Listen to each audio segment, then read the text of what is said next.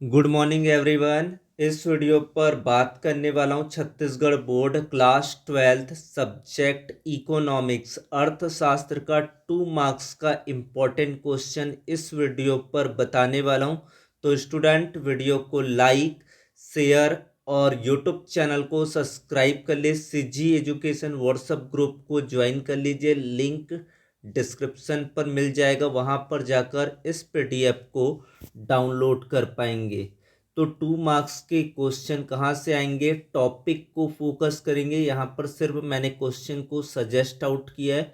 Micro economics का supply analysis पूर्ति विश्लेषण का ये टॉपिक है, जहाँ पर से क्वेश्चन दिया गया है पूर्ति वक्र किसे कहते हैं, पूर्ति वक्र क्या होता है, what is the supply curve.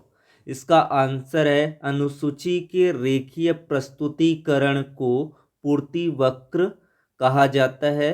किसी वस्तु को विभिन्न संभाव्य कीमतों पर बिक्री के लिए प्रस्तुत की जाने वाली मात्रा को दर्शाने वाला वक्र होता है।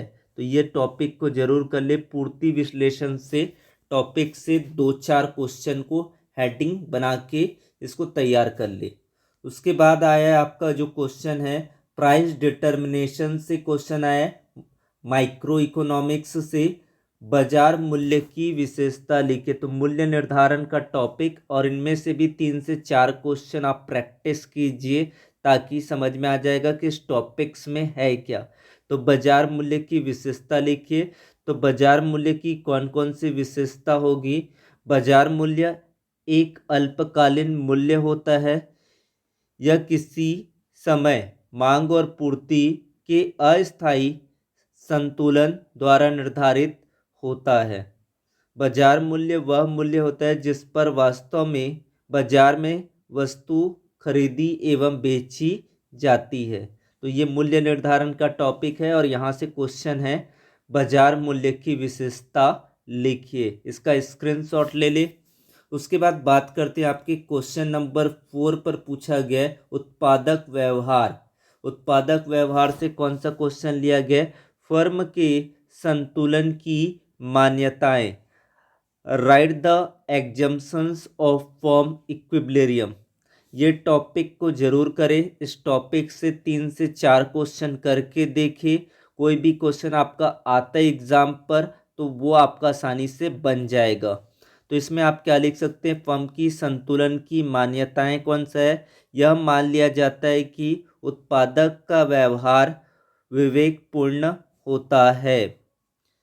It is assumed that the producer behavior is rational. उद्यमकर्ता उत्पादन को कम से कम लागत पर पैदा करने का प्रयत्न करता है। तो फर्म संतुलन के बारे में यहाँ पर एक्सप्लेन करना है। फिर है आपका अगला question income and employment topic से, जहाँ पर पूर्ण रोजगार और अपूर्ण रोजगार को पूछा गया। तो आय और रोजगार टॉपिक से दिया गया है पूर्ण रोजगार और अपूर्ण रोजगार। Right the short note on full employment and under employment. तो इसके आंसर में क्या लिखेंगे, पूर्ण रोजगार का मतलब होता है प्रचलित मजदूरी दरों पर काम करने के इच्छुक व्यक्ति को काम मिल जाना, ये पूर्ण रोजगार कहलाएगा, फुल एम्प्लॉयमेंट कहलाएगा। उसके बाद बात करते हैं अपूर्ण रोजगार की। तो प्रचलित मजदूरी दरों पर काम करने के इच्छुक व्यक्ति को कार्य न मिलना, ये अंडर एम्प्लॉयमेंट कहलाएगा। Not getting work for person willing to work at prevailing wages of rate. फिर है आपका नेक्स्ट क्वेश्चन यहाँ पर मैक्रो इकोनॉमिक्स से बैलेंस ऑफ पेमेंट का टॉपिक यहाँ पर दिया गया, और यहाँ का जो क्वेश्चन है भुगतान संतुलन क्या रिकॉर्ड रखता है, what does balance of payment record, what is the answer. The balance of payment record all economic transactions taking place between the resident of a country and the rest of the world during a year. This is the answer number of 6, topic of balance of the payment. Like, share and the comment on the video. Now the next part B, question number 2, belonged to the macro economics producer equilibrium. उत्पादक संतुलन का topic यहाँ पर जो question लिया गया है, एक उत्पादक संतुलन की स्थिति में कब होता है, when a producer state of equilibrium. एक उत्पादक संतुलन की स्थिति में तब होता है जब उत्पादक अधिकतम लाभ अर्जित कर रहा हो, जहाँ पर T R is greater than T C होता है, वहाँ फर्म को असामान्य लाभ प्राप्त होता है। A producer is in a state of equilibrium when he is earning maximum profit when T R is greater than TC, total revenue greater than total cost. Now to the next question, question number of third, microeconomics topic बाजार के रूप, form of market. अति अल्पकालीन बाजार किसे कहते हैं, और इसी के टाइप्स में और हो जाएगा दीर्घकालीन बाजार के बारे में। तो यहाँ पर अति अल्पकालीन बाजार किसे कहते हैं, what is meant by very short period of the time, period of market. What is the answer, जब किसी वस्तु की पूर्ति उसके स्टॉक तक सीमित होती है तो उसे अति अल्पकालीन या दैनिक बाजार कहते हैं। तो यहाँ से क्वेश्चन घुमा के भी पूछा जा सकता है कि दैनिक बाजार किसे कहते हैं, तो भी आंसर आपका यही रहने वाला है, जब किसी वस्तु की पूर्ति उसके स्टॉक तक ही सीमित होती है उसे दैनिक बाजार कहते हैं। फिर आपका जो नेक्स्ट क्वेश्चन है, पूर्ति के लोच से टॉपिक दिया गया है, माइक्रो इकोनॉमिक्स से पूर्ति के लोच। यहाँ पर जो क्वेश्चन है, पूर्ति के लोच को कौन कौन से घटक प्रभावित करते हैं, which factor affect the elasticity of supply.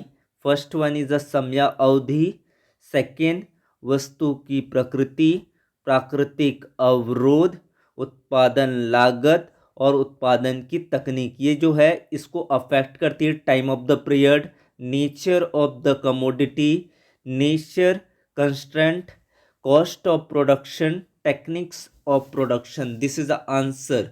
And what is the topic, elasticity of the supply. Next question, question number of 5, micro economics से इन्वेस्टमेंट से टॉपिक, निवेश से। प्रत्याशित निवेश एवं यथार्थ निवेश में क्या अंतर है। तो प्रत्याशित निवेश क्या होता है इसके बारे में समझते हैं। जब निवेश किसी विशेष उद्देश्य के लिए निवेश की इच्छा रखता है, प्रत्याशित का मतलब होता है जब निवेशक किसी विशेष उद्देश्य के लिए निवेश की इच्छा रखता है तो इसे प्रत्याशित निवेश कहते हैं। यथार्थ निवेश का मतलब होता है निवेशक द्वारा वास्तव में किया गया निवेश को, इसको बोलते हैं एक्स एंटी इन्वेस्टमेंट और एक्स पोस्ट इन्वेस्टमेंट। तो इनको यहाँ से याद कर ले।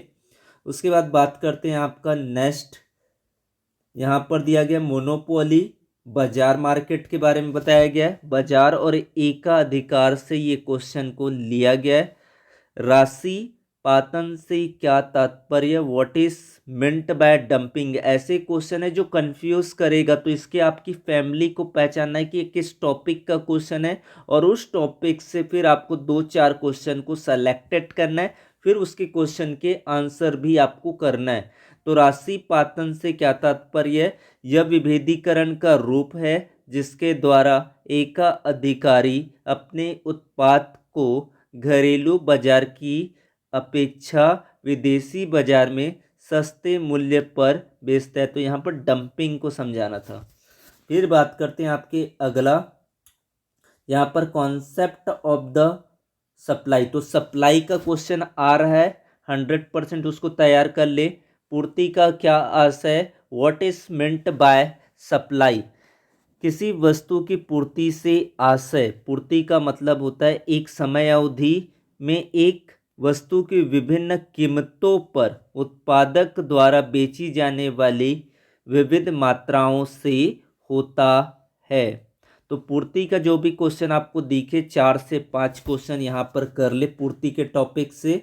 उसके बाद बात करते हैं फिर से मूल्य निर्धारण से क्वेश्चन पूछा गया प्राइस डिटर्मिनेशन से।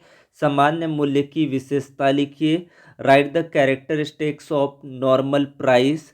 तो सामान्य मूल्य दीर्घकालीन मूल्य होता है, long period of the price होता है।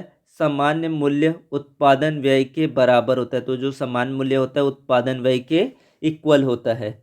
यह एक स्थायी मूल्य होता है। तो इस तरीके से आपको लिखना एग्जाम पर आता है। तो उसके बाद है आपका पूर्ति के लोच।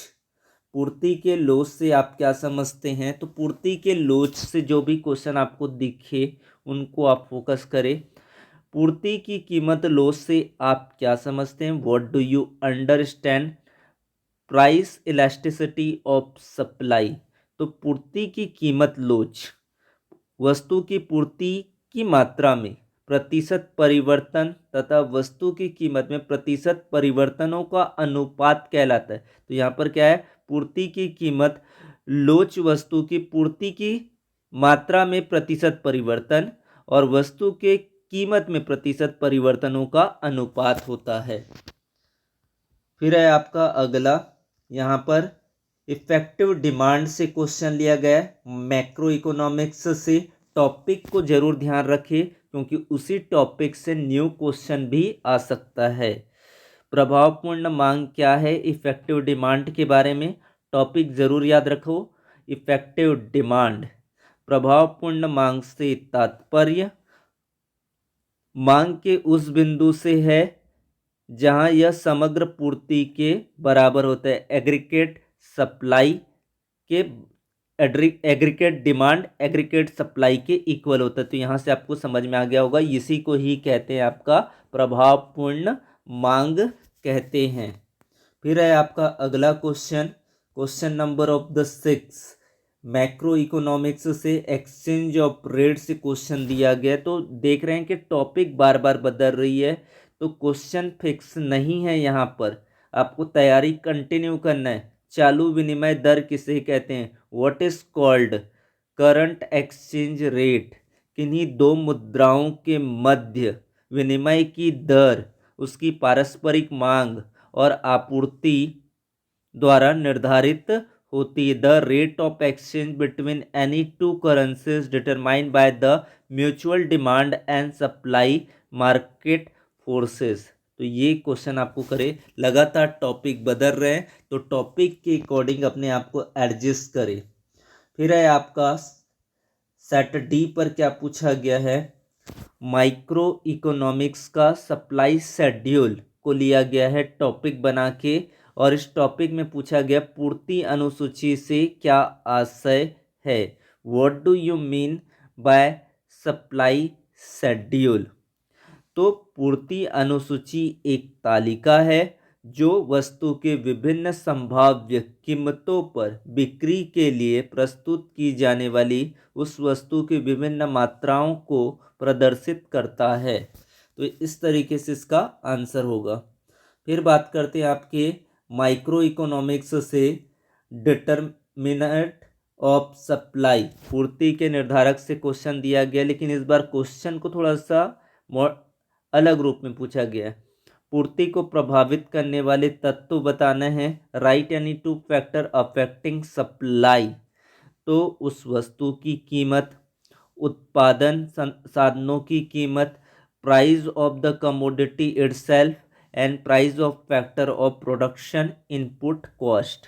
तो ये इसका इस टॉपिक से आप जरूर कर ले, 2-4 क्वेश्चन लगाए टॉपिक के अंदर। फिर है आपका अगला माइक्रो इकोनॉमिक्स से सप्लाई शेड्यूल से फिर से एक बार क्वेश्चन है, रिपीटेड है। पूर्ति अनुसूची से आप क्या समझते हैं? It is a table showing the relationship between price and quantity supplied. It can be individual supply schedule और market supply schedule। फिर है आपका क्वेश्चन नंबर ऑफ 5 परंपरावादी सिद्धांत से क्वेश्चन यहाँ पर दिया गया। देखो लगातार टॉपिक का परिवर्तन हो रहा है, 2 मार्क्स के क्वेश्चन पर वेरी कर रही बहुत ज़्यादा। आय और रोजगार के परंपरावादी सिद्धांत की मान्यताएं लिखिए। Right the exemptions of the classical theory of income and employment. तो पूर्ण प्रतियोगिता तथा स्वतंत्र व्यापार की दशा, पहला पॉइंट। दूसरा, पूर्ण रोजगार की संभावना। तीसरा, सरकारी हस्तक्षेप का ना होना। तो लगातार यहाँ पर टॉपिक का चेंजेस होना, और इस टॉपिक के बेसिस पर आपको 4 से 5 टॉपिक 2 नंबर के क्वेश्चन पर आपको करना पड़ेगा, और उससे सेलेक्टेड क्वेश्चन आपको करना पड़ेगा। इसके लिए कॉन्सेप्ट क्लियर होगा तो आप इन चैप्टर्स को आप आसानी से कर पाएंगे। उसके बाद बात करते हैं यहाँ पर मैक्रो इकोनॉमिक्स में एक्सचेंज रेट सिस्टम से आपको क्वेश्चन बना के दिया गया है। लोचपूर्ण विनिमय दर के विपक्ष में तर्क दीजिए, अगेंस्ट में बोलना है इसमें। तो give argument against flexible floating exchange rate. तो विदेशी व्यापार पर प्रतिकूल प्रभाव, सट्टेबाजी प्रवृत्तियों को प्रोत्साहन। तो adverse effect on foreign trade due to uncertainty and encourage to gambling. This is the answer, and this is a very very important question. And the topics से क्वेश्चन को जरूर कर ले। मैंने टॉपिक्स यहाँ पर बता दिए, उनके क्वेश्चन को बता दिया है, और भी क्वेश्चंस को बुक से देखकर मैच करते हुए इनकी पूरी तैयारी कर ली, इनकी पूरी लिस्टिंग बना ले। हर टॉपिक के अंदर आप 4 से 5 क्वेश्चन करते हैं तो श्योर उनमें से क्वेश्चन आने की जो पॉसिबिलिटी है काफ़ी बढ़ जाता है।